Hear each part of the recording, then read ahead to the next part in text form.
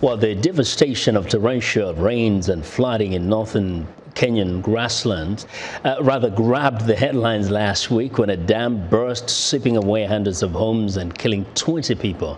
Cape Town, South Africa's water crisis woke up many people up to the reality of a permanent water shortage in that region. But many other African cities in places like Nigeria, Ethiopia, Ghana and Somalia face recurrent water stress, either too little water or too much of it. This water crisis have put under the spotlight the ability of Africa's major cities to deal with and actually plan for the effects of climate change. For answers to where the next water crisis will be and how African cities can become resilient and water secure, I'm joined in studio by Eric Viala. He is a water management expert from the non-profit organization Winrock International. Eric, welcome to Africa 54. Thank you. So water everywhere, but sometimes not enough in some places. So after what we saw in South Africa, and then we've seen a lot of water in Kenya, those are two contrasting cases here. What would you see as the next place? Where do you think you could predict the next place where we are likely to have a water crisis situation? Well, it's always difficult to predict where the next water crisis will happen. What's interesting is that if we look, for example, at what recently happened in Cape Town, there are a certain number of lessons learned we can draw from it, and a certain number of solutions we can promote. I think the first thing about water is that it's important to measure.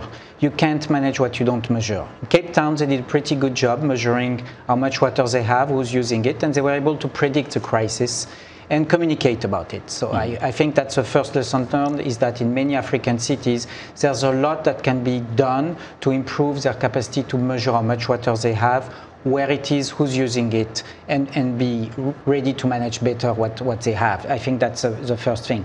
The second thing is that in terms of looking at water sources, it's important to diversify.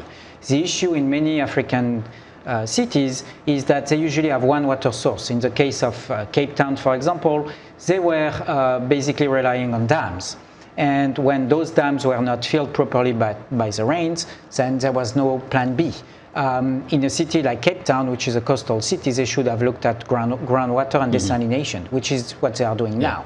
I think these are some of the lessons learned. Another lessons learned is that at the end of the day, we are the water users. We are the ones who cause water issues because we tend to pollute, we tend to waste water, just because we have to use water for our livelihoods. And at the end of the day, that's also a solution that has to be looked into, is how you can change behaviors of water users. In fact, if I take it up from there, changing the behavior to avoid wastage, you talked about governments measuring water. Is it also important that governments educate people about the kind of the amount of water we have, where we are getting it from, and perhaps some of the risks of running out of especially clean drinking water? Absolutely. Changing behaviors, the first thing is to communicate and raise awareness, to provide people with better attitudes, perceptions, and also practices, how to better use water. And as I said, it's about wasting, it's about polluting. You can do that through communication, you can do that for awareness raising. Another tool is, of course, financial mechanisms, because at the end of the day, there is a well-ingrained idea that water should be for free. And that's an idea that has caused a lot of damage, because supplying water has a cost and somebody has to pay for that. And unfortunately, we have a financial gap in terms of paying for water supply that tends to disproportionately impact poor people, especially in African cities. So at some point, there has to be a change in mentality. People have to pay for water. In the case of Cape Town and changing behaviors, Cape Town was a very good example where behaviors were changed because they increased tariffs. They fined people who were still overusing water. So again, changing behaviors. But the behavior was kind of almost forced because of the reality of the moment. But if people want to change behaviors way earlier, which means it becomes a way of life. That requires a lot of education, right? Yes. And definitely in that kind of crisis, the issue is always how to be proactive instead of reactive. I mean, when you have the issue, suddenly you need to do something.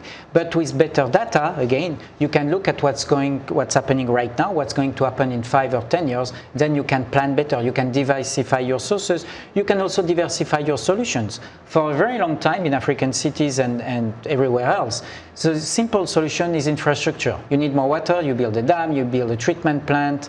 That's not enough. You mentioned behavior change. That's another tool. There's also green infrastructure. We need to better manage our environment. We need to better take care of the role our environment plays in terms of protecting our water resources.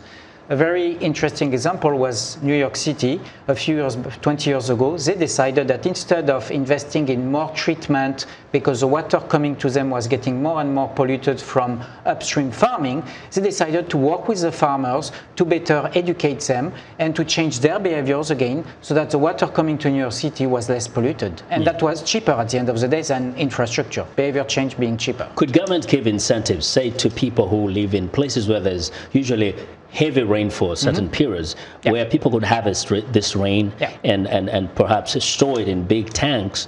But perhaps if government incentivized by giving certain perhaps concessions to water tanks or even construction of such reservoirs, can that help? You mentioned floods. One of the things about floods is that we've always had floods. But with population growth, we have more and more people living in risky areas, in flood-prone areas where they shouldn't live.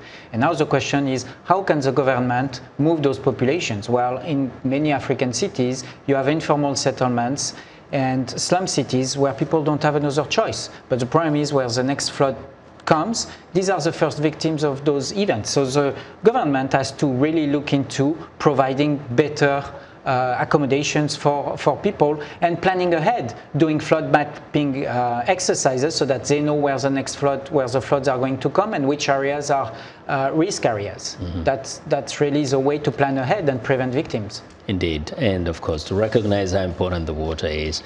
We thank you very much for joining us today and giving us those insights, Eric. Well, that's Eric Viala, a water management expert from the nonprofit organization Winrock International.